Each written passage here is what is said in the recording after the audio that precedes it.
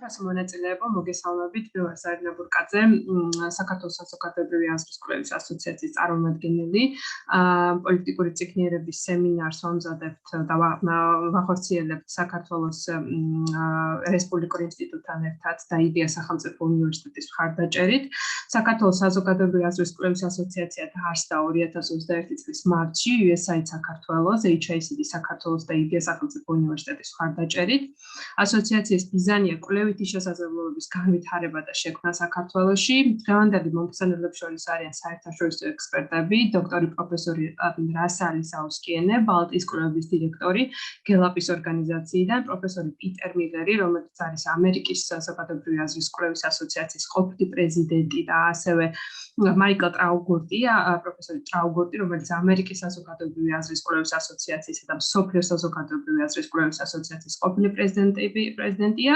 მადლობა მინდა გადაუხადო საქართველოს პარლამენტის სასწავლო ცენტრს, პარლამენტის აპარატს და კომიტეტის თანამშრომლებს მონაწილეობისათვის, აგრეთვე განსაკუთრებული მადლობა მინდა გადაუხადო აქვე პოლიტიკური პარტიების წარმომადგენლებს. მე ვიცი რომ ზოგიერთი მათგანი ახლა ზოგი დემონსტრაციაზეც არის, მაგრამ შემოგვეცდებიან თანდათან ერთიანი ნაციონალური მოძრაობიდან, ევროპული საქართველოდან, სტრატეგია აღმაშენებელი მოქალაქეები, გირჩი და ლეიბორისტული პარტიის წარმომადგენლები და აქტივისტები. მისასალმებელი სიტყვა მინდა გადავცე ილიას სახელმწიფო უნივერსიტეტის რექტორს და ასოციაციის ჩამოყალიბების იდეის ავტორს პროფესორ გიგა ზედანიას, შემდეგ ასოციაციის არჩეულ პრეზიდენტს, პირველ პრეზიდენტს გიორგი გვალიას და რესპუბლიკური ინსტიტუტის დირექტორს საქართველოში ჯონ დიპიროს. ამ სესიას მოდერაციას გაუწევ მე ზარინა ბურკაძე. მადლობა მინდა გადაუხადოთ ჩემს თანაორგანიზატორებს ამ სემინარის, საბა ჯაჯანიძესა და ბატონ ნიკოლას ყავალაშვილს. ეხლა კი სიტყვას გადავცემ ბატონ გიგა ზედანიას. გთხოვთ ბატონო გიგა. მოგესალმებით ყველას. ძალიან მიხარია თქვენი ხილვა თუნდაც ამ ვირტუალურ რეჟიმში და იმედი გვაქვს რომ მალე აღარ დაგჭირდება ამ შეზღუდვების გათვალისწინება და ვართ უფრო ინტენსიური იქნება ჩვენი გაცვლა-გამოცვლა, ჩვენი აზრების.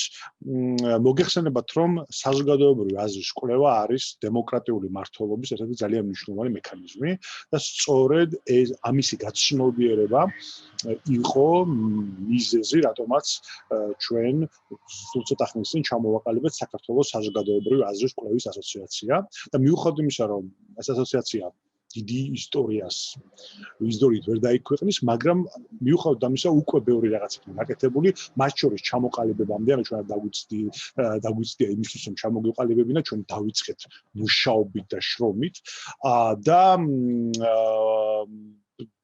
უკვე ჩატარდა ძალიან ბევრი შეხვედრა, უკვე შესანიშნავ ექსპერტებმა გაგვიზიარეს თავიანთი გამოცდილება, უკვე შეიკრა გუნდი, უკვე იდენტიფიცირდა ის ადამიანები, ვინც ჩართულები არიან და იქნებიან ძალიან სერიოზულ ყოველდღიურ სამუშაოში და ძალიან მოხარული ვართ, რომ ეს სამუშაო ჩაფიქრებული იყო და კეთდება ცხადია პოლიტიკური სისტემის წარმომადგენლებთან ძალიან მჭიდრო თანამშრომლობით.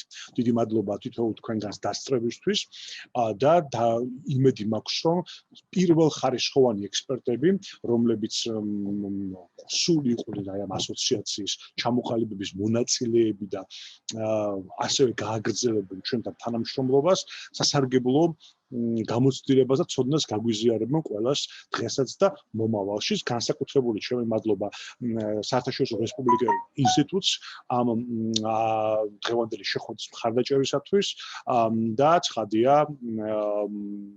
ასოციაციის გუნდს და ადმინისტრაციას, რომელმაც ეს ყველაფერი შესაძლებელი გახადა. მადლობთ და წარმატებულ შეხვედრას გისურვებთ. დიდი მადლობა ბატონო გიორგი გვალიას. მოგესალმებით, მადლობა ზარინა. მოგესალმებით მეგობრებო. ძალიან სასიამოვნო არის შეხვედრა, როგორც ბატონმა გიგამ აღნიშნა, თუნდაც ამ ფორმატში, თუმცა ეს ფორმატი მე მგონი, ასე ვთქვათ, ჩვეული მდგომარეობა გახდა ყოველი ჩვენთაგანისთვის.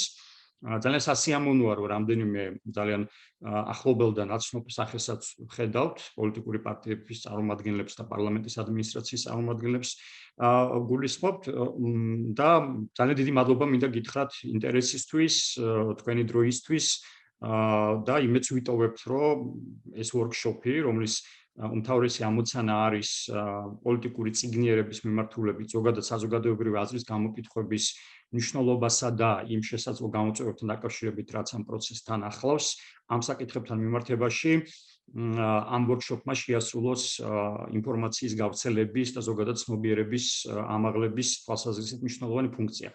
Სხვა შორის ასოციაციის ერთ-ერთი მთავარი მიზანიც და როგორც უკვე აღნიშნა ასოციაციას არც თუ ისე ხანგრძლივი ისტორია აქვს ის სულ რაღაც რამდენიმე თვეა რაც ოფიციალურად დაფუძნდა და ასოციაცია აერთიანებს საზოგადოებრივი აზრის სფეროში მოღვაწე ადგილობრივ და საერთაშორისო აქტორებს ასოციაციის აღმასრულებელი საბჭო დღევანდელი მდგომარეობით შედგება 13 წევრისგან და ეს ადამიანები არიან ის ადამიანები ვინც ან პროფესიულად არიან ჩართულები საზოგადოებრივი აზრის გამოკითხვის საქმიანობაში აქ ძირითადად საუბარი მაქვს ორგანიზაციებზე რომლებიც ატარებენ საზოგადოებრივი აზრის გამოკითხვებს და ასევე ასოციაციის აღმასრულებელი საბჭოს შემადგენლობაში შედიან ადამიანები აკადემიური ინსტიტუციებიდან უნივერსიტეტებიდან როგორც აღნიშნა ილიას სახელმწიფო უნივერსიტეტი არის ერთ-ერთი ლიდერი მთელ ამ პროცესში თუმცა ჩვენ რა თქმა უნდა ვაერთიანებთ რამდენიმე სხვა უნივერსიტეტსაც და ზოგადად ის პროექტები თუ ინიციატივები რაც ასოციაციას აქვს და რაც ექნება მომავალში ღია იქნება ნებისმიერი ამ საკითხით დაინტერესებული აქტორისთვის რა თქმა უნდა სხვა უნივერსიტეტებისთვის როგორც სახელმწიფო ასე კერძო უნივერსიტეტებისთვის საბოლოო ჯამში ასოციაციის მიზანი არის ხელი შეუწყოთ საზოგადოებრივი აზრის გამოკითხვებთან მიმართებაში პირველ რიგში აი ნდობის გაზრდის ესე ვთქვათ ამოცანას იმიტომ რომ ჩვენ ხედავთ რომ ნდობის ნაკლებობა დღეს შეიძლება ჩაითვალოს ერთ-ერთ ძალიან მნიშვნელოვან გამოწვევად საზოგადოებრივი აზრის გამოკითხვების მიმართ ასე რომ ასოციაცია ძალიან მრავალმხრივად ძალიან კომპლექსურად ეცდება უახლოეს პერიოდში უახლოეს წლებში და ეს არის ის თქვა ჩვენი სტრატეგიული გეგმის ერთ-ერთი მნიშვნელოვანი სტრატეგიული გეგმა რომ ძალიან კომპლექსური აქტივობებით და ამ კომპლექსურ აქტივობებთან შორის რა თქმა უნდა უმნიშვნელოვანესი არის შესაბამისი კომუნიკაცია პოლიტიკურ აქტორებთან, პოლიტიკურ პარტიებთან, სახელმწიფო ინსტიტუციებთან, მედიასთან, ზოგადად ფართო საზოგადოებასთან ხელი შეუწყოთ იმგვარი ტიპის აქტივობებს, რაც საბოლოო ჯამში ნელ-ნელა ესე ვთქვათ ჩვენ არ გვაქვს იმის მოლოდინი რომ რაღაც რევოლუციური გარღვევა გვექნება ამ მიმართულებით, თუმცა ნელ-ნელა ესე ვთქვათ აი ეს გარემო და კულტურა, ნდობის კულტურა ბევრად უფრო გამოკვეთილი იქნება ფართო საზოგადოებაში და ყველა იმ აქტორთან მიმართებაში, ვისაც პირდაპირ თუ ირიბად საზოგადოებრივი აზრის გამოკითხვებთან შეხება აქვს. მე ამ ეტაპზე მეც აღარ გავაგრძელებ, უბრალოდ ვიტყვი კიდევ ერთხელ დიდი მადლობა მინდა გითხრათ მონაწილეობისთვის, განსაკუთრებით მადლობა მინდა უთხრა ჩვენ საერთაშორისო პარტნიორებს, საერთაშორისო რესპუბლიკურ ინსტიტუტს ზოგადად ამ კონკრეტულ ვორქშოპთან და ზოგადად ასოციაციის აქტივობების მხარდაჭერისთვის და ჩვენი საომავლო გეგმების მხარდაჭერისთვის, ასევე განსაკუთრებული მადლობა მინდა უთხრა ჩვენს ექსპერტებს, ტრენერებს, რომლებიც არიან ძალიან დიდი გამოცდილების და პროფესიული მიღწევების მქონე ადამიანები ამ სფეროში. რა თქმა უნდა, ზარინას, რომელიც ასე ვთქვათ, დაუღალავი შრომის შედეგი არის ეს ვორქშოპი და ვორქშოპების ის სერია, რომელიც დაგეგმილი გვაქვს მედიასთან და სტუდენტებთან და ასევე ასოციაციის აღმასრულებელი საბჭოს იმ წევრებს, რომელიც უშუალოდ ამ ვორქშოპის ორგანიზებაში იყვნენ ჩართულები. კიდევ ერთხელ დიდი მადლობა და გისურვებთ წარმატებულ და საინტერესო ვორქშოპს. მადლობა გიორგი, დიდი მადლობა. ახლა კი სიტყვა მინდა გადავცე ჯონ დიპიროს, აირაის წარმომადგენელს საქართველოში, რომელიც რეალურად ჩვენი ასოციაციის აქტივობებს შემდგომი 2 წლის განმავლობაში აქტიურად ხარს დაუჭერს, რისთვისაც დიდი მადლობა მინდა გადავხატო მას. Please John, floor is yours. Thank you very much. Really delighted to be here today, and thank you to our organizers, to Zarina, Georgi Gika, for your opening remarks, and of course for giving us the chance to support such a wonderful initiative. And from our perspective at IRI, the International Republican Institute, we're quite pleased to welcome all of you and to join for what is the first round, I think, of capacity building events hosted by the Georgian Association of Public Opinion Research.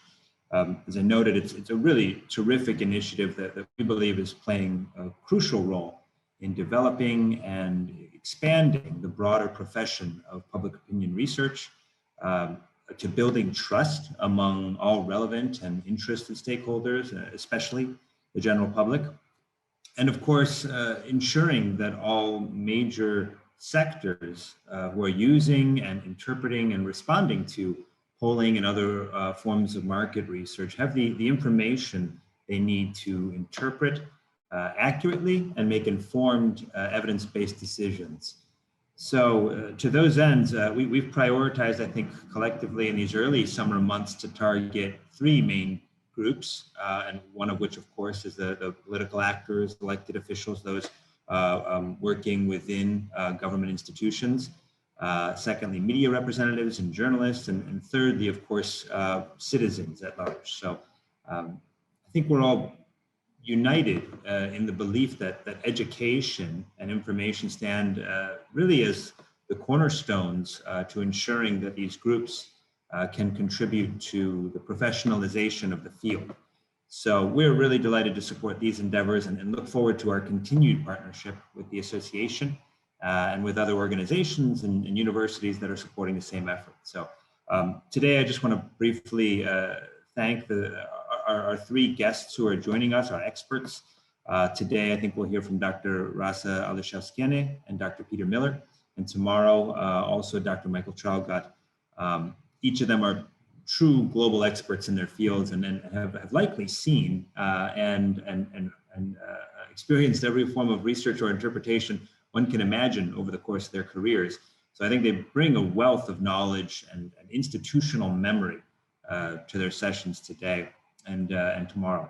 So as we, I think, explore some of the fundamentals related to sampling, to weighting, margins of error, issues related to political communications or miscommunications, interpretations of polling results, and of course the issues that arrive from partisan bias or the larger field of election polling, I'm very confident that they will be able to hopefully answer any of your questions and ideally offer some innovative responses and solutions. But in any event, I'll stop there as you didn't come here to hear me speak. But again, I simply want to welcome you all, applaud your participation, and encourage everyone to remain engaged in this process, as well as other activities supported by the association, because it is the beginning of what I believe, and I think we all believe, will be an invaluable long-term contribution to Georgia's democratic development. So many thank you, and I'll turn it back to you, Zarina. მადლობა ჯონ საინტერესო მიმოხილვისათვის და თქვენი მხარდაჭერისთვის. დღეს მინდა უკვე სიტყვა გადავწევ პროფესორ დოქტორ პიტერ მილერს, როგორც მოგახსენეთ, ის იყო ამერიკის საზოგადოებრივი აზრის კვლევის ასოციაციის ყოფილი პრეზიდენტი და ასევე ამერიკის შეერთებულ შტატებში გამჭვირვალობის ინიციატივის ავტორი, რომელიც უზრუნველყოფს ყველა კვლევის იქნება წინასაარჩევნო თუ exit polls მათ გამჭვირვალობას და შესაბამისად ეხმარება კვლევით ორგანიზაციებს, რომ თავის საქმიანობაში და კვლევარებს უფრო მაღალი სტანდარტის ეთიკა დაიცვან და გამჭვირვალე კვლევა წარმოადგინონ. დღეს ის ისაუბრებს მთავარ საკითხებზე, რაც შეიძლება ჩვენ ვიცოდეთ საარჩევნო კვლევების შესახებ და კვლევების შედეგების არასწორი გავრცელების შესაძლო მიზეზები ან ინტერპრეტაცია რა უნდა იყოს. Please, Peter, floor is yours. მისი მოხსენების შემდეგ თქვენ გეძლევათ შესაძლებლობა, რომ კითხვა-პასუხის რეჟიმში გადავიდეს ეს მსჯელობა და კითხვები დავსვათ. დიდი მადლობა. Please, Peter, floor is yours. Good day to all of you and to Bleezy. I'm honored to be with all of you and pleased to be back speaking with some colleagues with whom I've spoken before and with new colleagues. Let me apologize in advance for my lack of facility in the Georgian language and my appreciation for the translators who will try to make what I say intelligible, and I'll try to move slowly so that can take place. I'm going to share some ideas today that are obviously based on my observations of polling as it's employed in, particularly in the United States, but also in other countries where this form of research has disseminated and is used routinely in election campaigns. And I may take a different approach from what you might run into in other talks that you'll hear, in that I'm going to make a distinction and follow a distinction between public polls that are publicized in the media and private polls, which are employed by parties to shape the way they go about their campaigning. And then speak at the end about some considerations that apply to both forms of polling and things that I think would be worthy of your attention. So let me try to share my screen and then go from there. So some poll uses and controversies.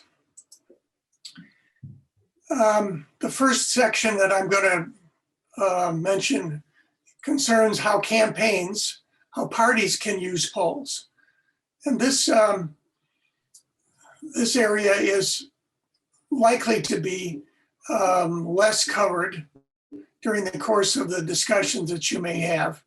But I think it's useful to understand how polls can be valuable, not only for informing the public about the status of the campaign, but also valuable to parties as they go about planning and managing their campaigns.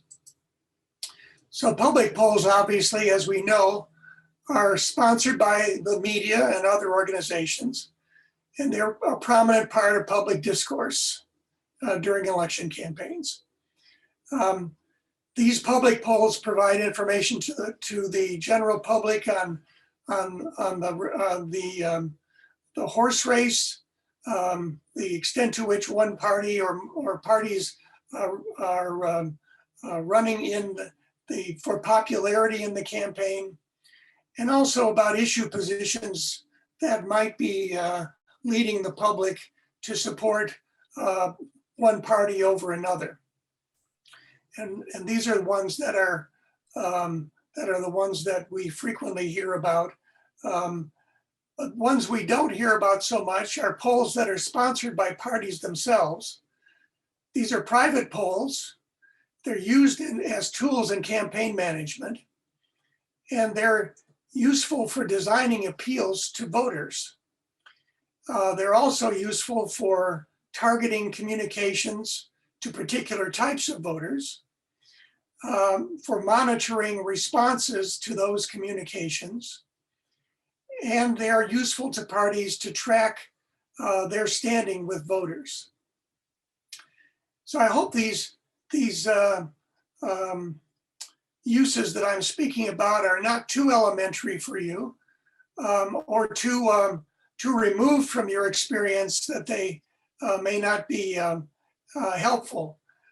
But I'm presenting them to you with the hope that you will gain some perspective on using polls that you might not have employed before.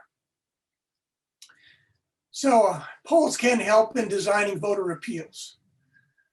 A party needs to answer the question, what should this campaign be about? What is our campaign theme? What are we running on? Parties have many positions on many issues, but campaigns are short and time is short, and the ability of the campaign to frame a message which summarizes its views is important, because it cannot address all of the issues that it might like to address. So some of the issues that it might like to address can help to draw a favorable contrast for my party versus my opponents. Some issues or values may help my opponents to draw a favorable contrast with me. Some issues or values are helpful or harmful to both my party and my opponents. So I want to focus, given that I don't have time to focus on everything, I want to focus on those issues which help draw a favorable contrast between my party and my opponents. And polls are an essential tool in identifying which issues are of that type. Once those issues or those few issues or values have been identified, they can then be communicated repeatedly to the voting public that this election is about those issues. So the campaign management is largely about defining what this election is about, and polls can be helpful in helping to create that theme. So once you have a theme for the campaign, polls can be useful in defining who or identifying who are my voters first, who are people who are likely to support me, and who are the voters who could support me through persuasion. Polls are used to measure the level of support among different types of voters. So different types meaning different regions of the country, rural or urban, different levels of education, different genders, different age groups. Polls can identify which of these groups are more likely to be responsive to my messages. Then I can focus my messages on my supporters, people who are likely to support me, and on those voters who could support me if they are persuaded to do so. And polls can be then used to identify channels of communication to reach those voters. So which media or which forms of communication are the voters who are likely to support me? Which ones do they use most frequently? Which ones do they not use? So that I can focus my messages on those channels where my supporters are likely to see them. Then polls can be used to monitor how those campaign messages are being received. So polls taken during the campaign can measure the reach of my messages and the level of appeal of my messages to the targeted voters. I'm particularly interested to see how my messages reach and whether they are persuasive. So polls can be used to measure which messages are most or least effective, and I can redirect my messages accordingly, assuming that some of them are not as effective as others. And then I can track the campaign progress during the course of the campaign to see how our voting approval stands versus our opponents. We can measure the enthusiasm of our supporters, the likelihood that they are going to turn out and vote on election day. And you can measure the support for the party, the changes in support as the campaign progresses. Estimate the likelihood of supporters to vote, and identify actions that may increase that likelihood. So what do the supporters that I have and the persuadable voters, what do they need in order to turn out on election day? what kinds of help in terms of transportation or what have you may be needed for them to make it to the polls. And then I can identify those voters who are still unpersuaded and measure the concerns that they have, their views on what parties should try to achieve if elected. And I can plan voter mobilization, plan how I can encourage people to go out to the polls on election day. So those are some of the uses of campaign polls. And obviously, this is a very quick overview. And each of those uses requires a lot more detail in terms of how a poll would be designed for each of them and how one might use the data. But this is just to give you an overview and some ideas for the use of polls in case they are of interest to you. On the other hand, here are some things that polls should not be used for. Polls should not be used to raise funds for the party. In other words, the citizens of the country should not be contacted with the claim that a poll is being done when the real purpose of the contact is to raise money, because that is an unethical use or an unethical practice that uses the good name of polling to raise for a selfish interest. It degrades the name of polling to raise funds by claiming that a poll is being done and then asking for money. Polls similarly should not be used to create lists of supporters. When someone is invited to participate in a poll, they are promised confidentiality, that their names will not be used for any purpose, and that their views are not used for anything except for research.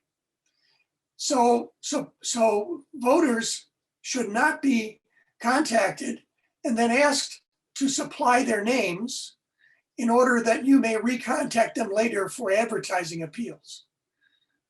Polls are used strictly for research. Polls, another misuse is to claim that you are doing a poll when your real purpose is to advertise your campaign. We have had examples of this in the States where polls, we call these, sometimes called them push polls, in that a poll is used to urge voters to oppose a different party when a couple questions are asked, but the questions are really designed to get people to oppose my party that's running against a campaign that I'm sponsoring. And finally, polls should not be used to make false claims. You may see releases of polling information from parties that claim that they are in the lead in the course of the campaign, when in fact they are not in the lead, and that those claims are not based on real polling. Any of these uses of polls damage the ability to do actual polling, to do legitimate research. These kinds of polls are condemned by professional organizations and are to be avoided by parties and those who support them. So those are some poll controversies, but let me turn now to some others. that you may encounter during the course of election campaigns in Georgia. It is a truism that published pre-election polls are going to frequently show different results. And sometimes polls are criticized because they show different results. Such instances often occur because polls are conducted in different contexts and using different methods. When a poll is conducted, the dates of the polling, how many days are used to collect information, and the methods employed to collect information have a marked impact on poll findings. These are not nefarious things. They are not things which are things that are negative. They are simply ways in which polls are designed. And the polling that occurs in a dynamic pre-election context is very challenging. And so it is likely that different polls will produce different results. It is best not to look only at the results of individual polls, but to look at a variety of polls that use different methods and see if they triangulate on a similar result. So it's better to combine observations of polls across polls than it is to look at particular polls, particularly ones which appear to depart a great deal from others, because they may have used methods which are markedly different from the other polls. So in order for you to understand polls, you need to get information about how they are conducted. And I'd advise you to consult the Code of Ethics of the Georgian Association for Public Opinion Research, because the code specifies information that you need about polling methods and the context in which they are conducted that should be made publicly available if a poll is released to the public. Dr. Alisowski will explain in detail some of these methodology issues following my talk and following Dr. Traugut's talk tomorrow. But she will not go into all of the methods. And so I want to just give you an excerpt from the Georgian Code that specifies what information should be disclosed when any poll is released to the public. This information includes the study sponsor, who is paying for the poll, the questionnaire that is used during the poll. This is extremely important because the questions that are used in the poll, the order in which they are administered, are very important, are determinative of the kinds of results that the poll will get. And within the questionnaire, some of the important details are how likely voters are determined, because that is one of the key areas where polls are likely to differ, is how they define who a likely voter is. And likely voters are obtained through their answers to questions that are administered during the poll. In addition to the questionnaire, there are a variety of details about how the sampling, how people are sampled to participate or invited to participate in the poll, how those samples are drawn, the lists from which they are drawn, the ways in which the households are approached for interviews, the extent to which they cooperate, the level of cooperation. All of those details are very important. The sample size also is important because it gives you a sense of the degree to which the results are precise and the likely sampling error. All polls are subject to non-response, meaning that some people who are invited do not participate.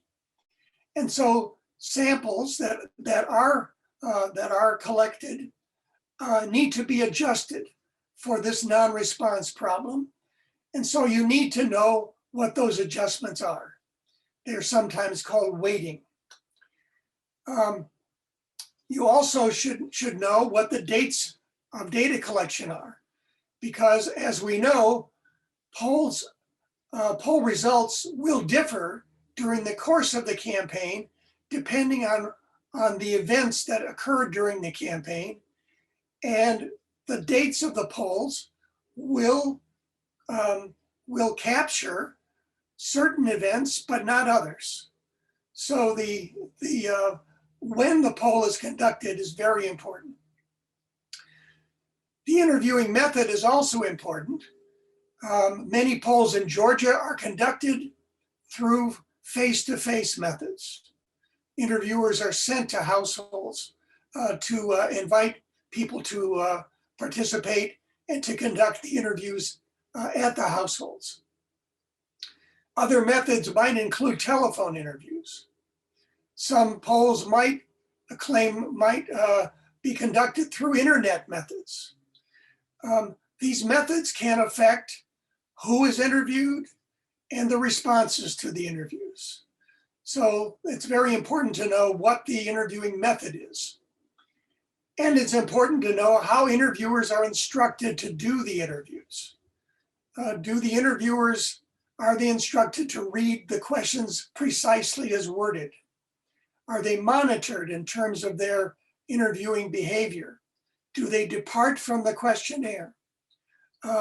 Do they engage in conversation that is unrelated to the interview? All of these things can affect the results of the interviews. So as poll consumers, it's important for you to demand transparency and to be a knowledgeable consumer of poll information.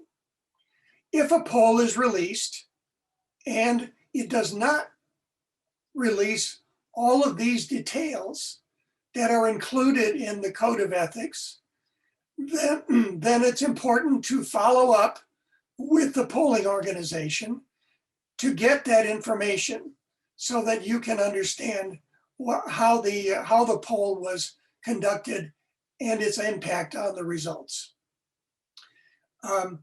Transparency is a necessary condition for all discussions about polling accuracy. You cannot understand why polls are accurate or inaccurate if you do not understand how they are conducted. So I'm going to stop at that point, and having run through this fairly quickly, and ask you to provide any questions that you may have to the remarks I've just delivered. And thank you for your time and attention.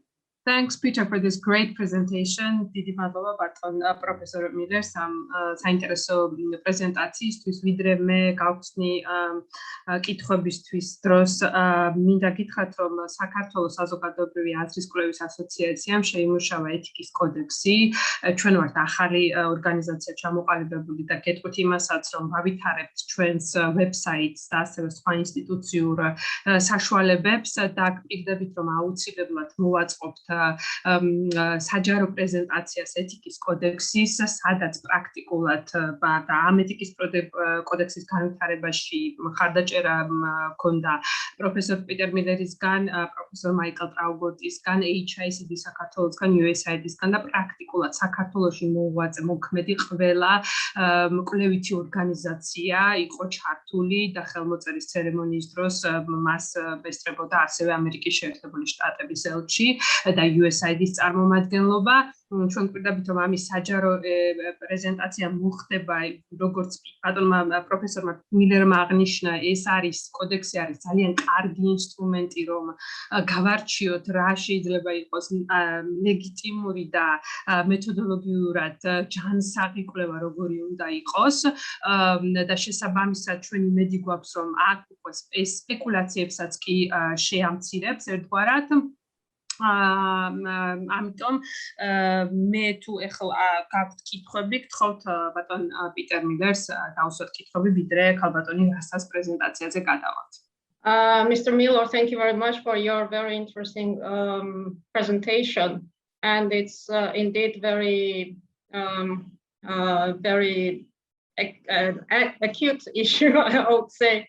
I represent a political party, the United National Movement, and the polls are indeed very important for us, especially during the election period.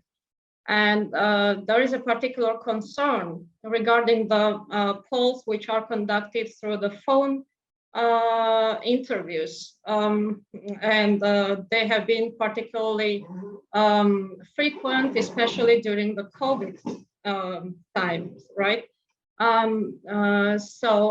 The results really significantly differ from other polls conducted during the same time.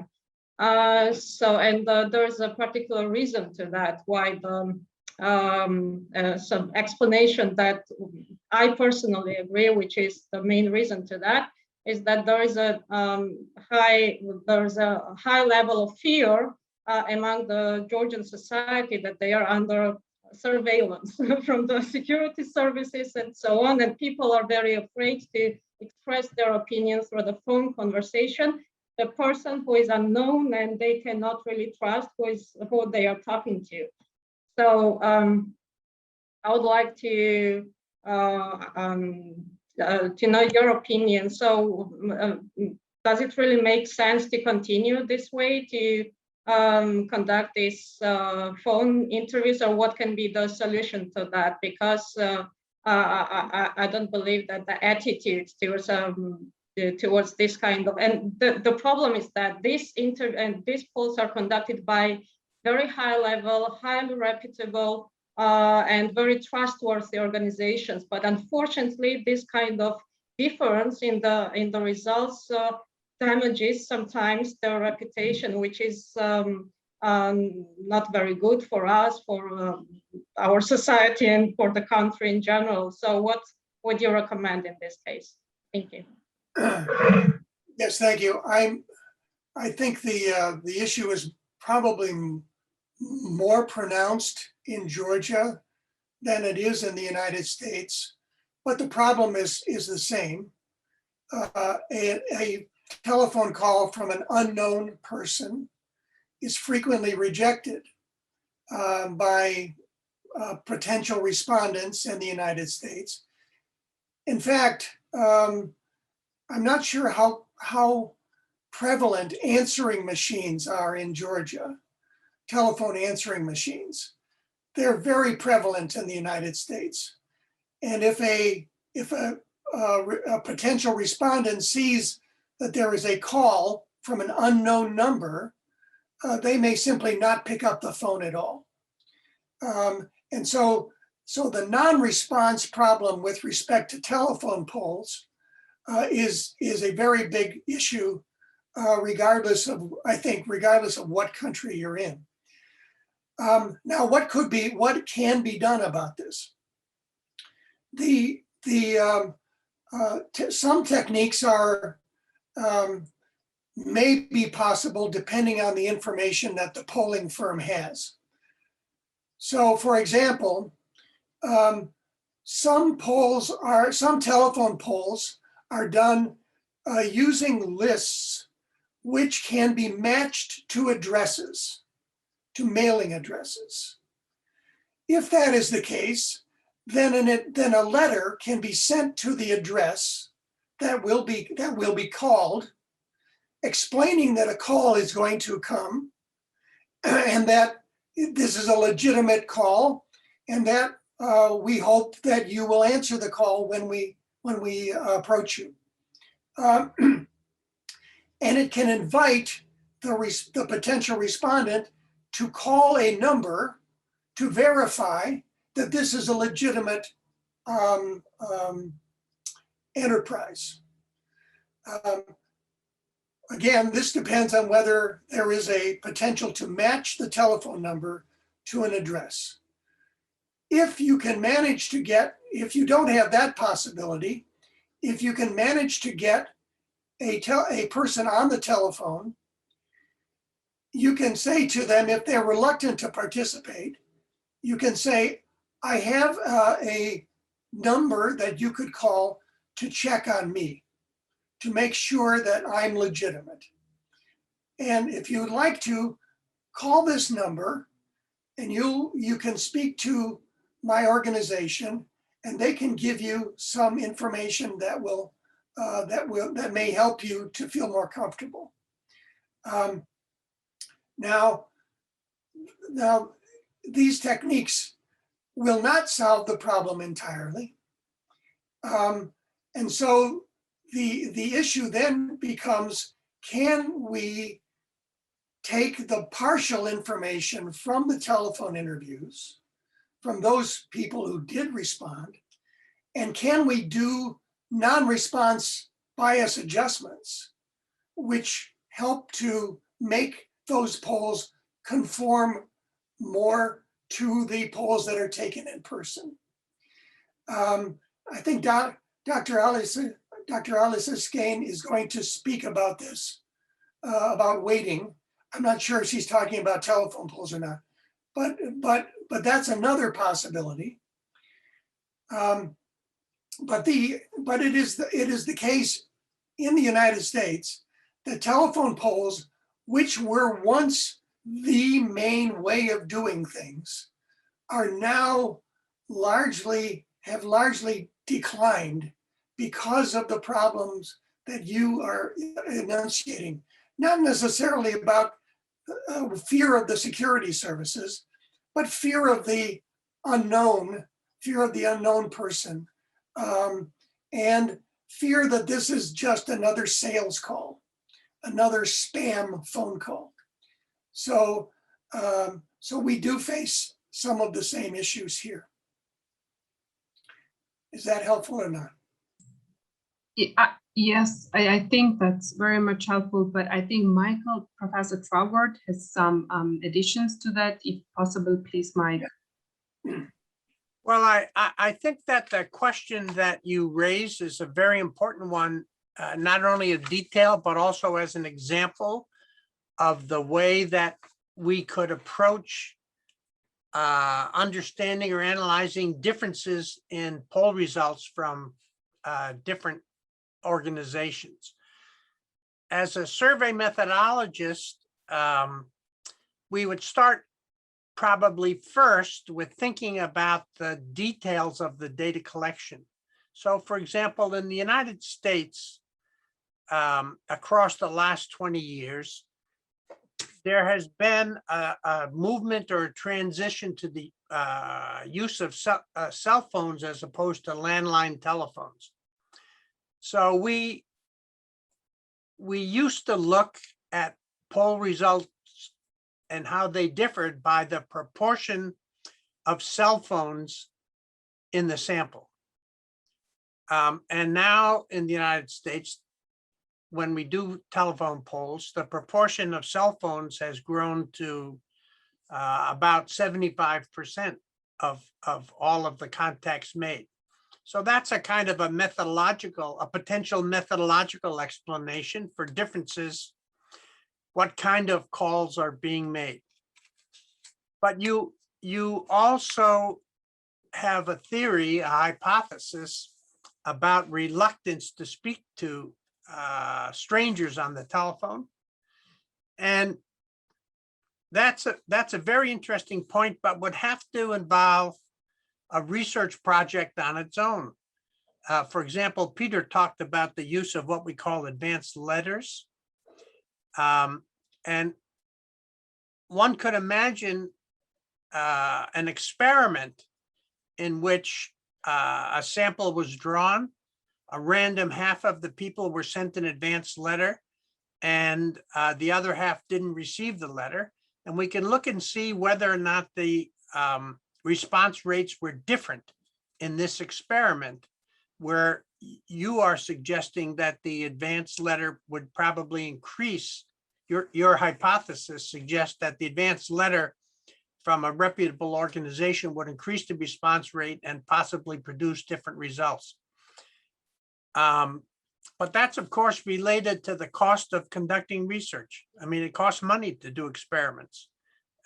So the problem is that these hypotheses are interesting and could be very important, but they need a kind of empirical verification as well. Thank you, Michael. Natalia, would you like to add or? No, thank you. That's fine, right? Vinmes Homara, okay, if you don't have additional questions, we have 5 more minutes before Rasa will start presentation. I would like to ask Peter one question from his presentation. He mentioned we need to consider while looking at the and interpreting the research results, we need to consider different time, duration, and methods, right? But could you bring some examples, probably from the US experience of this, that when during the interpretations, these factors mattered?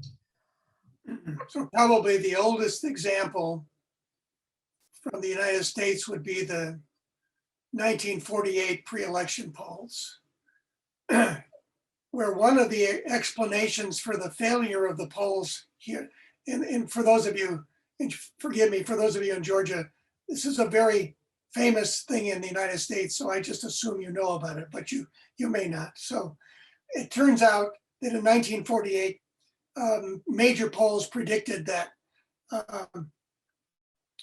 a man named Dewey would win the election, but the Vice President Truman was elected instead.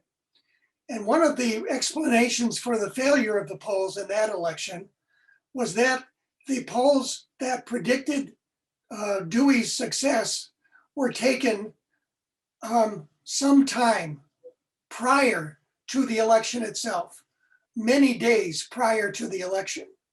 And so it was possible that voters who had yet to make up their minds were voting for Truman after those polls were done. So the timing of the poll, when the poll is done relative to the election day, is an important consideration. Polls are done, now let's talk about duration for a second.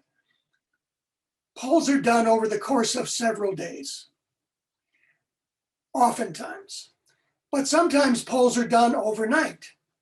Sometimes polls are done in 2 days. Sometimes polls take 4 or 5 days. The longer you stay in the field trying to collect responses, the more you are able to gather more responses. But so the duration of the field period will determine how likely you are to get the people you have sampled. But the duration, as Mike suggests, the duration is a cost factor as well, and also may run up against objectives that you may have for the poll. If the purpose of your poll is to capture immediate reactions to an event, then you want to get those immediate reactions, and stretching the poll out over days will distort those immediate reactions, because you're getting some reactions that are not immediate. So there are trade-offs in the duration of the field period, cost and other sorts of trade-offs. And then the methods we've been discussing already. The methods that are used, telephone versus in-person, the manner in which the questionnaire is designed, all of those things are very important for how the poll results come out. So an example would be if you ask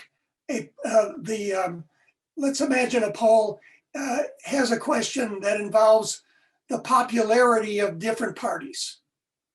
It asks for people to say, how do you feel about each of the following parties? If that list of parties is not rotated during the course of the interviews, and one party always appears first, and the other party always appears last, you are going to get an effect of that order. If you ask that question first in the questionnaire, you will get a different result from when you ask that question after having asked some introductory questions before you do that. So the placement of that question matters, because we've seen instances in the United States where if the so-called horse race question is not asked initially, but is asked after some issue questions, the results differ. So those are some examples, Serena, if that's helpful. Thanks very much, Peter, for your exhaustive answer. მე ისევ გადავაქართო ენაზე, ეხლა ვასრულებთ დრო არჩევა პრაქტიკულად კითხვებისთვის. დოქტორ ასალისაუსკენეს მინდა გადავცე სიტყვა, ის ისაუბრებს შერჩევის სტრატეგიების საწყისებზე, როგორ ხდება შერჩევა და საარჩევნო კვლევებში დაშვებულ შესაძლო ცდომილებებზე. გვესაუბრება უფრო დეტალებში შევა და წარმოგვიდგენს ამ საკითხებს. პრეზენტაციის შემდეგ დაახლოებით 40 წუთის განმავლობაში ისაუბრებს. გექნება შესაძლებლობა, რომ მას კითხვები დაუსვათ. ქალბატონ ალისაუსკიენეს აქვს უდიდესი გამოცდილება, განსაკუთრებით საქართველოში კვლევების ჩატარების და ზოგადად რეგიონში, პოსტსაბჭოთა სივრცეში და უფრო მეტიც ის აფრიკის 12 ქვეყანაში არის ნამუშევარი და დაახლოებით 3000-ზე მეტი კვლევა აქვს განხორციელებული. გთხოვთ ქალბატონ რასას. To talk about some technicalities, and as my colleagues mentioned, that there are many elements which are important in understanding, using, interpreting, and especially using the polling data. As we talk today with the politicians, you are end users, and for you, really the polling information is bread and water in the campaign, because this is really like measuring temperature in the bath where you are all sitting until the day of election. And if the water is too hot, you will be boiling. If it's too cold, you will be cold. Again, every one of us are living in our social bubble. So sometimes we just don't look around, don't look for the window, and we sometimes imagine that everybody thinks like us, or people we are really dealing with are similar to us.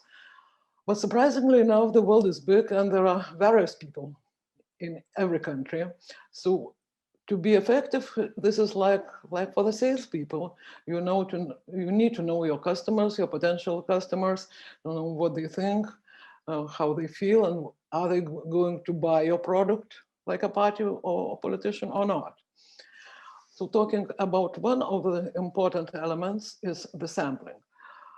And I will try to speak from the perspective of the user, not so much from the producer, because majority of you are not going to conduct the polls yourself.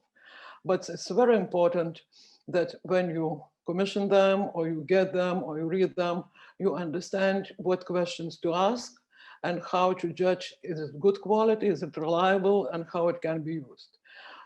Alongside with the methodologies which are chosen, with the timing, like Alex mentioned, with the question wordings, one very basic and very important thing is sampling. So coming back to the purpose of polling, why do we need polls?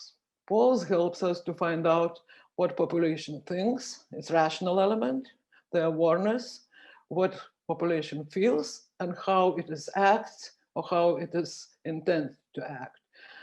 So we can measure several things. First, rational element. For instance, nobody is going to vote for the party or politicians which they don't know. It's the same like if we go to the supermarket, we want to buy coffee, but we don't know the brands. So we probably will select the brand we know. The same in politics.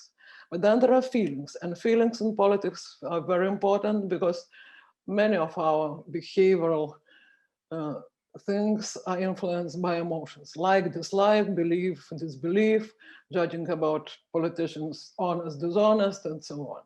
And finally, it comes to acting. It's very important that on election day, we get out of sofa instead of writing in Facebook and go to vote. We can have some parties, let's say, which are very popular among younger people, but that is full stop, because they go to dance on Saturday evening and they don't go to vote on Sunday. So all these elements are very important.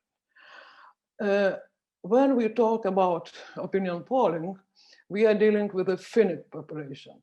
So it means it can be all or fraction of residents or voters of a country, of area, of municipality, whatever. So in general, we're supposed to know total number of subjects, total number of voters in our case, yes? In Sakartvelo, in Tbilisi, in any municipality, but we're supposed to know how many we have. Here we have the first problem. We don't have very accurate knowledge of that because there are registered voters, the people who have right to vote, but in normal times, some of them are out of the country, especially for next municipal elections. Some of them, especially in Tbilisi, they really live in Tbilisi, but they have to vote in other places where they really have declared their addresses. So it is one of obstacles at the very beginning because it's not exactly accurate. But anyway, we can have more or less accurate number of voters in our country or in area or in municipality. Can we interview all members of this population? In theory, yes, it's called census. Yes, when we ask everybody in the country or in municipality. In practice of polling, no, because it's, first of all, it's very time consuming and it's very expensive. So in this case, we need the sample of this population in order to do the poll or to have the picture of the bigger universe. Like, for example, when you go to doctor and you do blood tests, they are not sucking 5 liters of your blood. They're taking just the drop of blood to examine your health. The same with COVID test. They're not taking your lungs out. They're taking just the sample of materials. The same with the polling. So we use the sample to do the poll. In fact, it is part of the universal part of all target group of population, whether it's municipality or the country in general or another unit. So, but the problem is how we take the sample. It should be representative of the total population, of the frame, and by the main characteristics which we can measure. So really, the method by which the sample is taken from this whole universe, it's called sample design. As we see it here in the picture, the big map of the country, and we just pick some part of that in order to study. Well, we have stratified and unstratified polls. These are two main characteristics. When you are getting really the polling report or you commission it, you read first question you should ask about what method was used to obtain the sample. So when we do a poll, it does not mean that we're asking everybody in the universe. We use this sample, and two main really kinds of sample are unstratified polls and stratified polls. Unstratified polls would be most accurate. They are possible, but for that we need to have information on all voters. So in fact, list of all members, voter register. Let's say it can be Sakartvelo, it can be voters in municipality, especially for the local elections, it's even easier, but we have to have the accurate list of all voters. If we have it and if it can use it, the frame would be for the sample, voters register, all people residing in your polling area or in the country can be register of addresses, like household register or voters register. And this is methodologically, it's easier past, because then in order to create the sample for unstratified poll, we take the list of all voters in that sense, and we use statistical procedures to select the required number of people from this list to be interviewed. The important thing is that these people, voters in this list, they should be organized in random order, excluding systematization, let's say, not by the alphabet or by some addresses, but it should be really random, because everybody in this list should have the same probability to be drawn to the sample. And sample size, how many people we take from this total universe to be interviewed, it depends on our polling tasks.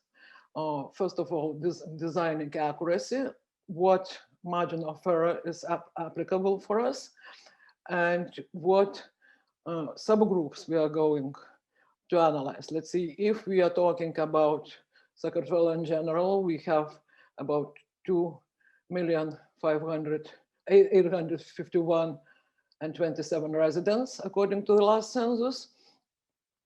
So if we want to talk about country in general, 1,200 respondents would be enough in order to do national representative poll. But if we want to know what people think and what their intentions are, let's say, in addition, in Tbilisi, in Sketaptianete, Samska, that would be not enough. That we would need almost the same size of sample in each of these regions, if we are talking about smaller units. So the size of the sample depends really on our goal, on our task, on our purpose of research. So if you are commissioning or getting a report on voters' intentions, on voters' attitudes in Georgia, and you see that the general sample was, let's say, 1,000 or 1,500 respondents, you can have a very accurate picture if the sampling is done correctly. But then I was asked once when we were presenting our Georgian data, can you tell us from this national sample more about what people in Russia think? My answer was no, because Russia is too small in that sense, and we have 2 respondents in lower Svaneti and Russia region. So if I want to study Russia, I need to have the special testing, the special sample from that region. So this depends, we need to keep in mind our purpose. If we do unstratified sampling for the country itself, so for example, for Georgia, it would be enough 1,000 respondents using random number generator for every 2,851st name in the list. If we have in the list 2,851,000 people, yes, we are random select by this step. Advantage of unstratified poll is that every element, every voter in this frame have the same probability to be selected because we have the whole list. Disadvantage, it is impossible due to the cost and time frame. It would be, we can imagine that we select the 1,000 people totally at random from this list, and we have somebody living in Stepantsminda, the next one is somewhere in Russia, the next one in Batumi. So the cost of reaching them over the whole country would be enormous, and the times. Another thing which is important, that we cannot apply a stratified sample due to some method of polling. Let's see, if we do face-to-face polling, we go to home of respondents. Some cannot be reachable due to terrain. Let's see, during the season in winter time, to go to Zhguli, no way.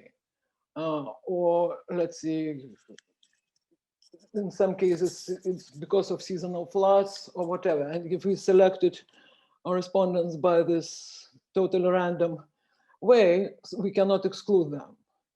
If we do, let's see, telephone polling, as you talked about, the frame would be all telephone numbers of the residents in the country. And it's not achievable, first of all, because people have several mobile phones. They have prepaid phones, which also we cannot define, is it kid or is it person of voting age? Again, it's landline mobile, it's individual businesses. So in theory, it's good and nice, but in practice, it's very difficult to achieve.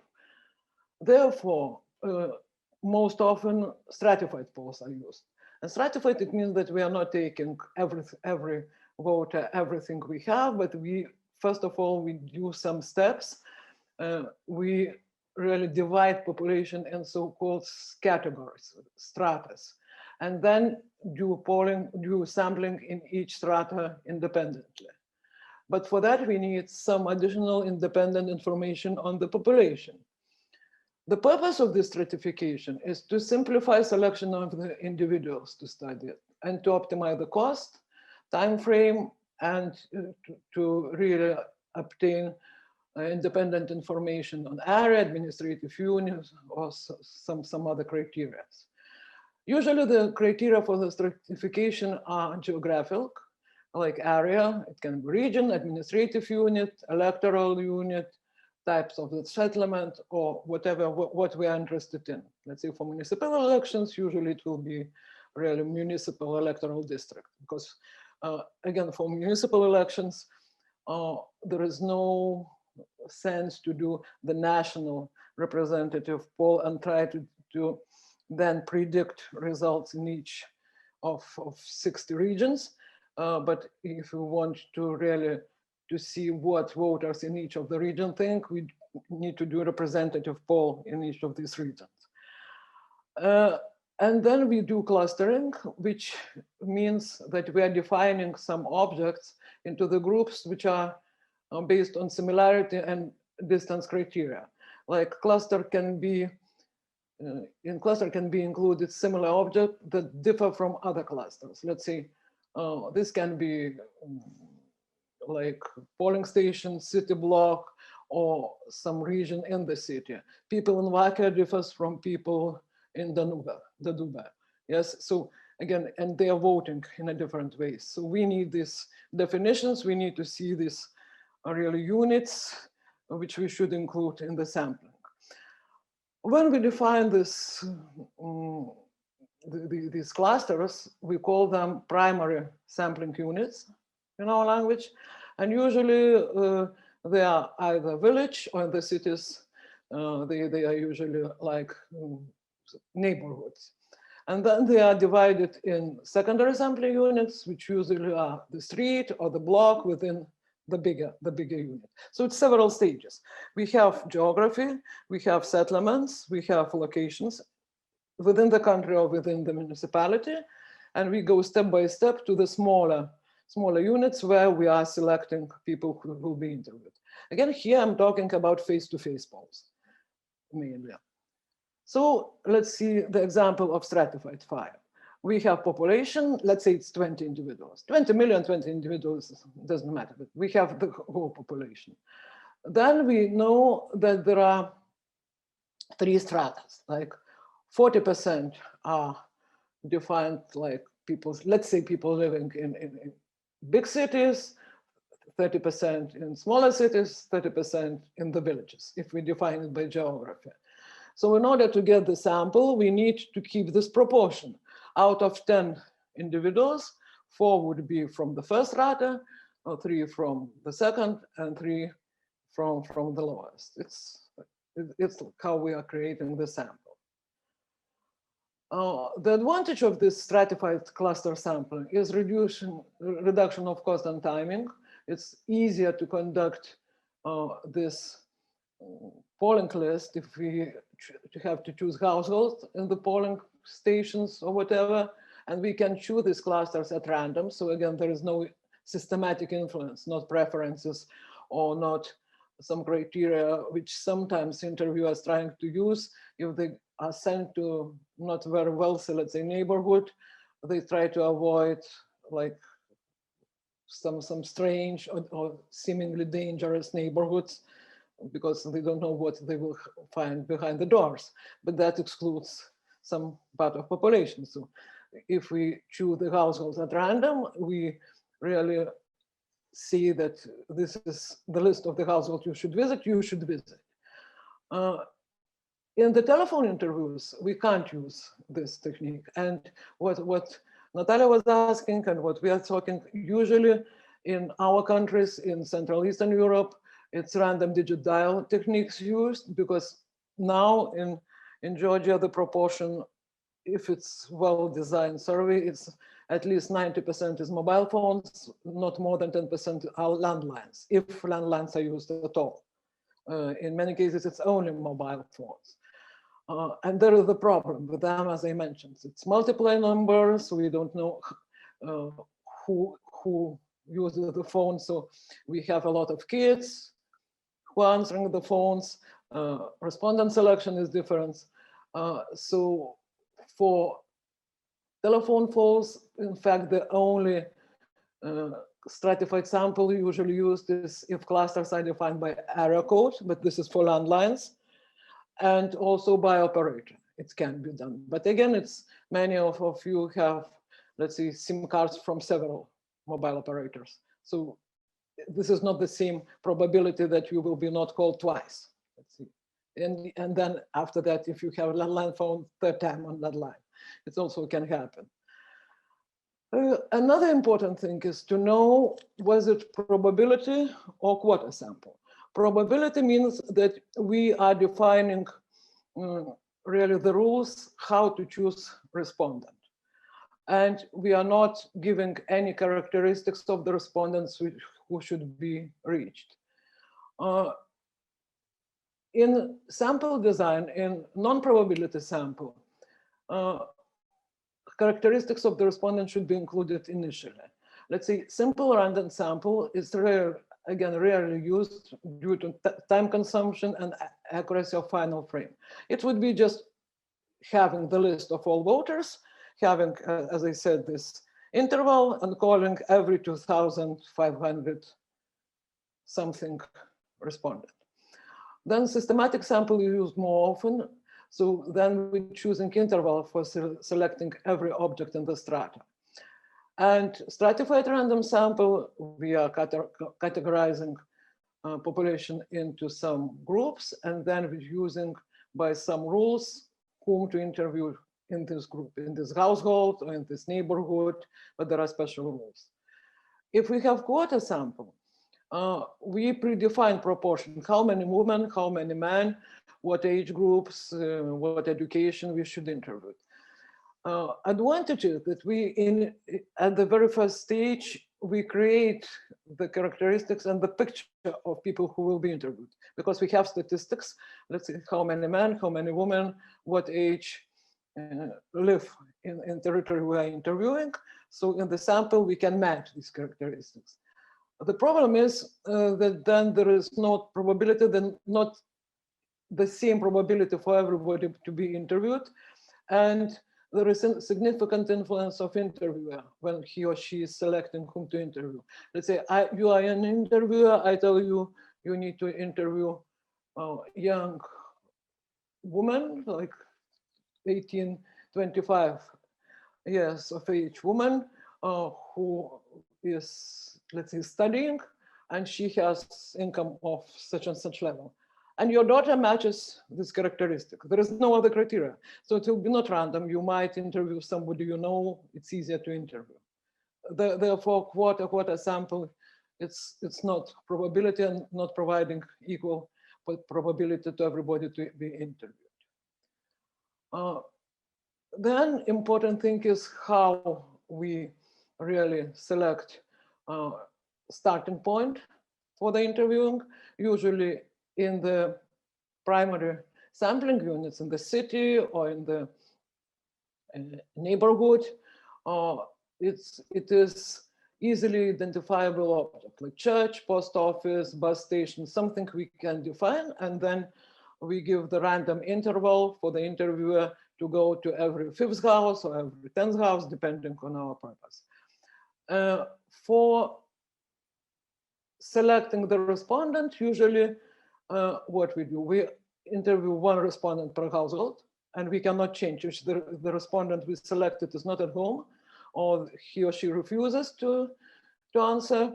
So we cannot replace the person in that family. We should go by the interval we chosen to another household or another flat. And usually we use either Kish table, which is special random numbers table, but it's more technical, or we use the last birthday rule, which means we're asking in the family how many people live of this age we're interested in and whose birthday is the closest to the day of the interviews. That ensures really probability that we are not interviewing somebody who is all the time at home, like older people, or during COVID, let's see, school children, but that we are really selecting the person to be interviewed at random. And usually for our polls, for Gallup polls, we use up to 5 callbacks. It means that if we selected the respondent, she or he is not at home, during the field work, we need to get to him or her at least 3 or better 5 times in order to reach him or her. Again, that ensures that we can interview more active people who are not at home, like you politicians probably, it's almost impossible to reach. So if we somehow manage to get into your house, to your relatives, we can try to ask when we can reach you if you are selected as a respondent. That's the problem with the telephone polls, because if we're using the mobile phones, usually the person who picks the call is interviewed.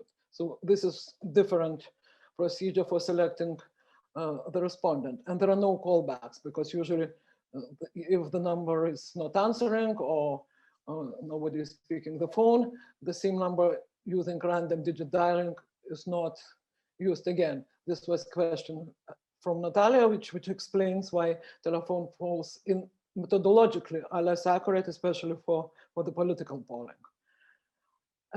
Another thing which is very important when you get the report, so you are asking about what sampling method was chosen. Was it random sample? Was it probability? Was it quarter?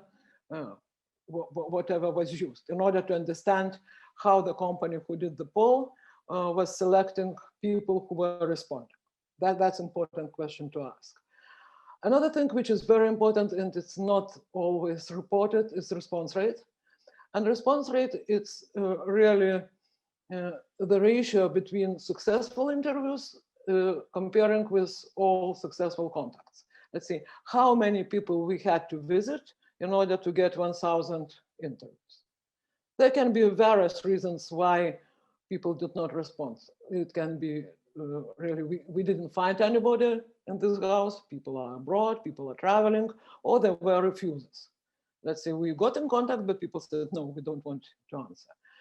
In the good, well-managed face-to-face interviews, personal interviews, response rate in Central Eastern Europe, including Sakartvelo, is about 60–70%, which is really very high. It means that in order to interview, if we contact 1,000 people, we will get about 700 answers.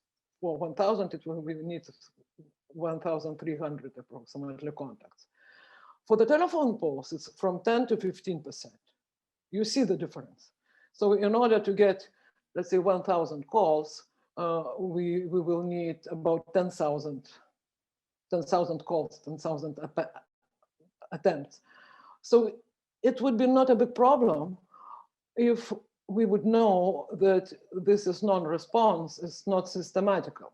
If it's just the same people with the same characteristics are answering our questions, And the same characteristics are applicable for these who are refusing or who are not picking. But we don't know that. And in many cases, we did some experiments and we see that there are specific groups who are more inclined not to participate and specific groups who are more inclined to participate in the polls. So if we draw the conclusions of with the response rate of 10 or 15%,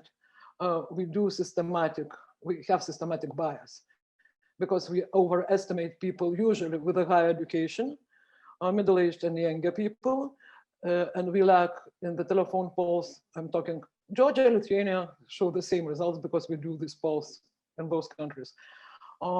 We lack rural people. So lower education, rural people, and in telephone polls, the ratio of men and women answering is not proportional. Women are much more likely to answer and talk than men in telephone polls. Showing you one example of national representative poll in Georgia. Again, this is the whole country, but this is real example of what we do. We know that it was 2,864,000 residents aged 18 plus for that when we did that poll from the statistics, and we used 1,500 respondents for the sample. It's face-to-face, it's personal interviews. Again, respondent selection was that he or she had to be resident of the settlement where they are really interviewed, and they have the right to vote there. In that case, quite a lot of people in Tbilisi would not be eligible because they are voting somewhere else. But even if they stay in Tbilisi, let's say. Then we stratified country into 10 regions, and we divided every of these regions into urban and rural settlements. And again, the starting points for selecting the household. In towns, it was randomly selected from the house registers, randomly selected address. And in the case of villages, it was easily identified objects like bus stop, school, local administration building, whatever it was possible to do. And then we did so-called random route walking procedure. It means that it was interval given for the interviewer every third house in the village and every fifth in the city in order to select the building. And respondents then were selected, as I mentioned, by birthday rule. Then we have real distribution by strata. If we need to do 1,500 interviews in Sakartvelo, how they are distributed in the country. You can see by the regions, by every region, cities and villages proportion, just an illustration that it should be accurate preparation of distribution of how many interviews are assigned for each region, cities and villages, and then the respondents are here selected at random. And another example how demographics looks from the perspective of the whole country. So when we get the result of the poll, we should see what is really the characteristic of people we interviewed. This is how it should look, and then we should compare if our sample matches or not these proportions. In many cases, there are some really differences, and we'll speak tomorrow how to fix them, how to weigh the sample to get real picture. Then some other just short comments, because I think I have like 5 minutes left, about possible errors in election polling. Again, they can be made and then they can be avoided, but what we need, again, to look at and pay attention at. We can do errors in every stage. There is no such thing that error-free area. First is preparation stage. So sampling frame, method, statistics, what we were talking about. What sampling frame we are taking? Voters list, addresses list, phone books, register of phones. We need to know limits of that source, how accurate it is. Again, depending on the country, let's say in our region, there are countries where the last census was done, let's say in 2011, like in Ukraine. after 2014, it's really very inaccurate now. For Georgia, again, the problem is, let's say, South Ossetia and Abkhazia, which also, we don't know how many people live there at the moment. So we don't have accurate statistics. So this is very important to say. Then interviewing model. What we are looking at is personal face-to-face interviews, telephone, or internet. Again, they have drawbacks and they have their benefits. Instrument, questions wording. Questions wording is a very important thing because in some countries, in some cases, the question asks, how do you feel, how do you evaluate party, let's say. But evaluation and intention to vote not always correspond. We had cases, in Sakartvelo and in Lithuania, like we had very likable politicians, which people had a very, very positive opinion of, but they wouldn't vote for him or her because they would say, it's a very nice person, but he or she is not fit for their job. Or let's say in Lithuanian case, we had one presidential candidate. He was on top of all ratings. When we asked, would you vote for him? People said no. Why? Because he's too kind person. All sharks around him would eat him. So again, the question wording and what we're asking about leads also to interpretation, and they can be wrong.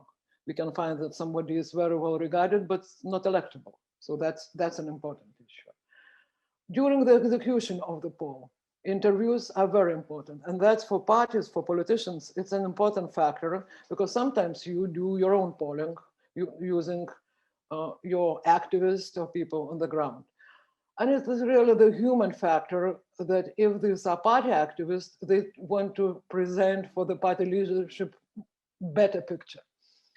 They don't like to come with bad news that our party is not popular, people are not happy about this. Many of them would try to paint the better picture, but polling and this information is like intelligence in the war. If your volunteers, if your activists would say that there are now no mine fields there, just in order not really to make you sad, you will step on these mines. So you need to have unbiased and very accurate information. So it's better to use really well-trained and very, very unbiased interviewers. Then there are barriers like language, territorial, quarantine. We have minorities in the country.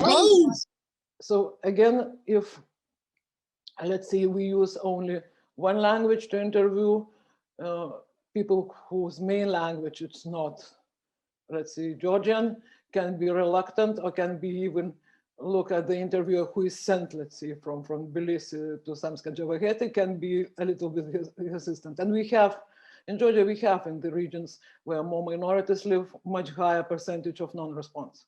They're not lying, they just don't want to talk about politics. This is the reality.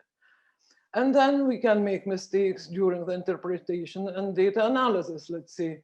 We'll come to this also a little bit more tomorrow, where we can be wrong in interpreting. Coming to the possible elections, it's one example I also want you to show. It's real, it's also from Georgian polling. We use during the interviewing so-called contact sheets. So every visit to the respondent is recorded. And if the interview is not successful, interviewer should write down in the table why interview was not done. And then we can calculate response rate. What we see here, that for this poll, in total 2,528 contacts were made and 1,500 interviews were successful. But we see the reasons why we couldn't interview one or another person. And it's we have 351 refusals. Is it high or is it low? No, it's not very high, but we need to know, as I said, is it systematic? Either it's older people, or it's men, or it's women. Why some people are not answering? Because it might be that they will go to vote, but we don't know. So that's an important factor. And the last example to finish, just to show also the real 1 week fresh results is from Lithuania, but I want to show you what means different samples when we ask people the same question and we are getting different results. We did an experiment, which is not usually happens, but here we did with one media outlet. We have very divided society on several questions about Istanbul Convention, the same gender marriages, so the same as you have. And this media outlet, it unites quite conservative and active part of population. They have very strong views. But the leadership editors wanted to know how wide this group in the society is, because they see only the answers of people around them. So we did at the same time national poll, and we did the poll of the readership of this media outlet. The same questions at the same time were put on their website, and we did the national poll.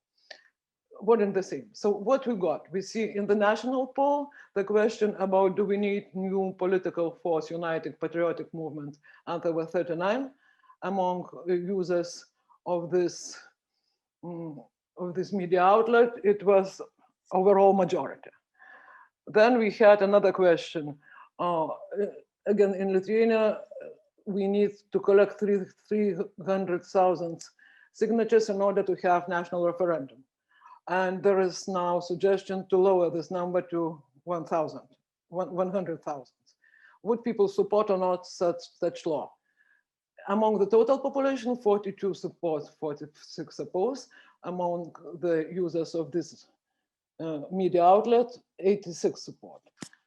And the last one, even more interesting, about real political figures. You don't know majority of them, but just to show how different target groups are. Here, the chief and editor of this media outlet. So among his public, of course, he's number one, 64% popular. Among the total public, it's 19. Then we have several others, and we have the last one, which you see, who is very popular blogger, but from totally different camp. Like it would be, I don't know, National Movement and Alliance of Patriots. So totally different values and different ideologies. Again, we see how different perception of this politician is. So this is an example of if you choose wrong audience, not representative sample to be interviewed, we will get a real picture, but not about the population we are interested in. All right. To aravis ara kitva, mashine midavsvam. So if I may ask in English, Rasa, so you probably have a deep knowledge of Georgian pre-election polls, even the recent polls, and probably know the specifics of the field coordination. I was wondering, what's your perception and opinion when we saw recently a bit different results in pre-election polls, not possibly perhaps dramatically different results, but what could be your explanation? Is anything that related to the field coordination, sampling, or some other issues, including the interpretation of those polls? Thank you. You mean different results by different companies, or different yes, results the different, comparing with the election result, with the election outcome? Because right. it's two aspects. One, it was Peter also was talking about. It's really the picture from the poll, and then it's comparison with the real election result. So for many, it's in almost any country which uses more or less the same election procedures, because United States is different. Different laws, different procedures. I will talk a little bit tomorrow about this. But let's say Lithuania or Georgia, we have this almost the same elections laws. The thing is that, yes, timing is very important, as we said. The closer to the elections, the closer would be the result to real election result. But still, in many cases, the question is what to do with these who are undecided. And we have high proportions of people who say, yes, probably they are going to vote, but they still don't know which party to vote. Then again, the final result is calculated from people who participated in the elections. And this, especially journalists, in many cases they forget. In the poll, we're asking everybody who has right to vote. Then we calculated percentages of their answers. We can estimate, like we call it, likely voters. We ask people, are you going to vote or not? But still, it's intention. It's not real behavior. So usually these who say probably will, these who say definitely will go, they're always coming. In Sakartvelo, in Lithuania, in Armenia, in Poland, yes, this is Eastern Europe. But these who say probably will go, half of them are not coming. I cannot explain its psychology. It's the rule for last 30 years. You can divide them into two, really, because if some companies, they summarize these who said definitely going and probably going, and then they get about 80% of possible activity, which is not true, because half of these who said possibly go are not going. So usually activity is about 55 to 60% turnout, and question of whom, because the list of voters is bigger than the real number of people in the country. Anyway, we have people abroad who are registered to vote in our countries, and they are not voting usually. So this is one of the reasons. If we want to look at possible mood of people before elections, we need to take these likely voters and to look to compare with the election results then. Another big issue, again, we'll talk a little bit tomorrow about allocation of possible votes of these people who are undecided. The big mistake which is done, and I saw in Georgia, I saw it quite often, that this is not allocation by modeling, but this is like proportional. Let's say you have 30% of people who don't know which party to vote, yes? In order to get more like bigger numbers, some companies just distribute these people in proportion with the preferences of these who answered. You just, let's say you have 70% of people who decided which parties to vote, 30 not. So you cut these 30 out, and proportionally the percentage for other parties increases, because then these 70% become 100. But this is wrong, because this increases really numbers for leading parties because they have higher numbers, decreases for smaller, and it is assumption that these people will vote the same way as these who already decided. If they vote the same way, they already would be decided. This is why they are undecided, because they are different. And usually they have some list in their mind of parties which they don't like. They know whom they are not going to vote. But then from the rest, they have some menu, like several parties. And both in Georgia, both in Lithuania, what we have, we measured this. The final decision by these people are done like last day before elections, or even sometimes coming to the polling station, due to various reasons. Sometimes it can be voter buying, sometimes it can be influence of their neighbors, of kids, or somebody can persuade them. The best example of this was elections to the parliament, when we had National Movement and Dream competing almost all summer on more or less equal grounds, but we had about 40% of people who were undecided. And then when this prison scandal happened, when all campaign changed, the mood of people changed dramatically, and these undecided switched to one side. If it would be just normal, routine, uninteresting campaign, these people would not come to vote at all, but they were activated. So these are real examples from life. Then if we talk about the differences between various companies who show different results, again, it's methodology, either it's phone, which I mentioned, it's 10 to 15% response rate, or it's face-to-face. And then again, likely voters, everybody who has right to vote, and distribution of undecided. I'll show you tomorrow some examples how it changes. The poll can be good. Data collected can be good if the sample is good. But then what criteria you use to calculate and how you interpret it is not comparable. Both can be good, but you cannot compare bridge with Jews. Thanks very much. We're near to our time, 10 minutes left. I just want, if no one has a question to address to all trainers and speakers of this panel, what will be kind of your central message to our participants who are yes, I see Irakli Kataradze has a question.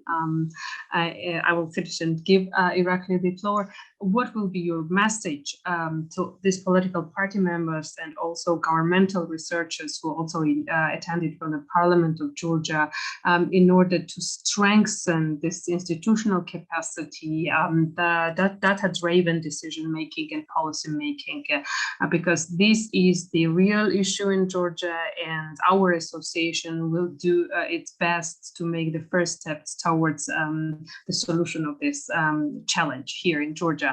And please, Irakli, feel free to ask questions, and then our panelists will respond. Hello, Rasa, can you hear me? Yes, Gamarjuba. Yes, hope you are doing well. So I have a quick question. I have heard some couple of times in different places that there is a somehow recent trend in polling that people tend to vote in a way that their intention mainly are motivated by to lie the pollster. So somehow they want to answer the question in a way that to answer the question not to give not a fair answer, but to give an answer what is somehow to convey the not internal feeling or message or attitude towards some political fact whatsoever, but generally to convey the message what is, let's say, promoted in a public, I mean that derived from the what they hear on TV or on social media whatsoever. So generally it's a concern that the people tend to lie to pollsters. Is it a correct understanding, or is it a concern for the future polling, or somehow how it could be addressed if it is a case for polling? I understood it's, yeah, there is widespread like conspiracy that people are giving socially desirable answers, or they want to show themselves as more clever or more educated, and then they are hiding their real feelings. We have this like belief in Lithuania since 1992, when the first exit poll in Lithuania crashed and failed totally. For being a pollster, for me, it would be easier to say, yes, people are lying in our countries. Unfortunately, I cannot say that because people in our region are not much more lying than in America or Japan or anywhere. Usually, if we have very different results close to elections, because what Peter said, if we are measuring attitudes and intentions a month or 2 months before elections, it would be very strange if the result is exactly the same as on election day. It means that parties had done nothing to change people's minds. But if it's close to elections, it's normal professional poll shows trends. Not exactly the numbers, but trends from the party's popularities. If it doesn't show, I would say that the pollster is really using this conspiracy to hide his bad work. It's not the voter and not the respondent who is to be blamed. It's really people who did the poll, did it unprofessionally. Because for 30 years, we tried to do experiments, we tried to see, not with one question, because in the poll, it's not one question. Usually it's batteries of questions, various questions, what you can analyze. And we didn't find that neither your people in Secretariat or not our people are really liars. It's a bad job of pollster, and we should admit it. Thank you, Rasa. And your final comments, Peter, Michael, Rasa, what would be kind of your central message to tell our participants from political parties and from governmental organizations, from the Parliament of Georgia, to strengthen their research capacities? Please, you can make a concluding remark. We have 5 minutes. that? Well, let me start and the others will jump in. The use of polls and the presentation of poll results is an important element in maintaining public trust in the democratic system of government. But it is based on the assumption that, first of all, the polls are well conducted and the analysis presents a real reflection of the opinions in the public. That's a complicated issue, which I'll talk about some tomorrow. But it's also important professionally that pollsters can discuss differences in polls based upon the methods that are used to collect the data. And in order to have such a conversation, it's important that transparency, disclosure of methods is available. The public doesn't know very much about polling methodology, but it is the responsibility of the professionals and their interactions with each other in order to be able to sort out good data from bad data in order to maintain this public confidence. Thank you. Peter, Rasa? So I think it's evident that there are many challenges to doing good polling these days. And I mean, the COVID virus challenge was, just one of the ones which pollsters have been facing over the last year. And Raza spoke about response rates in the 60s and 70s for in-person interviews and 10% and so forth for telephone interviews. The decline of participation in polls is something that we all need to work on, because if we can't engage the public in polling endeavors, the enterprise is severely threatened. So these things said, polling has been declared dead many times, and the threats to polling have evolved. So the ones that we face now are not all of them are not new. Some are of recent vintage, but it doesn't mean that we should abandon the enterprise, because the inventiveness of folks involved in the polling industry it has been proven over and over again, and so I would urge our colleagues in the political sphere not to give up hope and not to throw the baby out with the bathwater, as they say in the United States. Thanks. They also say this in Georgia. Okay. Excellent. Rasa, please.